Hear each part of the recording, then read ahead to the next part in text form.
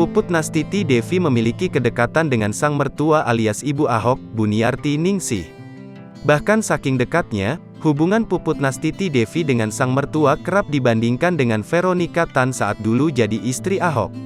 Pasalnya, Puput Nastiti Devi kerap membagikan momen kedekatannya dengan Buniarti Ningsih sang ibu mertua tak seperti Veronica Tan dulu. Potret kedekatan Puput Nastiti Devi dan mertua kerap terlihat seperti saat merayakan hari ulang tahun dan momen spesial lainnya. Tampaknya kedekatan antara menantu dan mertua itu terjalin lantaran sikap Buniarti Ningsih yang baik. Bagaimana tidak, meski putranya terpaut usia jauh dengan Puput dan agama yang berbeda, ia tetap mendukung keputusan Ahok menikahi mantan ajudan pribadi Veronica Tan tersebut. Melansir dari Surya Malang, pada saat itu ibunda Ahok, Buniarti Ningsih menginjak usia 75 tahun dulunya sempat ragu Puput mau menerima putranya. Mengingat keduanya memiliki perbedaan usia 31 tahun dan kala itu Puput baru berusia 22 tahun. Ibu saya bilang, kalau dia mau sama kamu untung Luhok.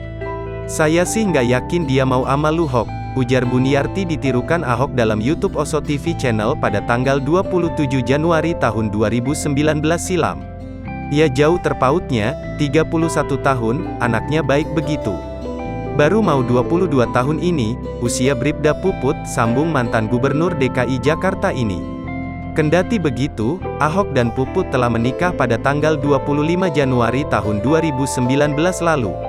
Keduanya hidup bahagia dan telah dikaruniai dua orang anak yaitu, Yosafat Abimanyu Purnama dan Sarah Eliana Purnama.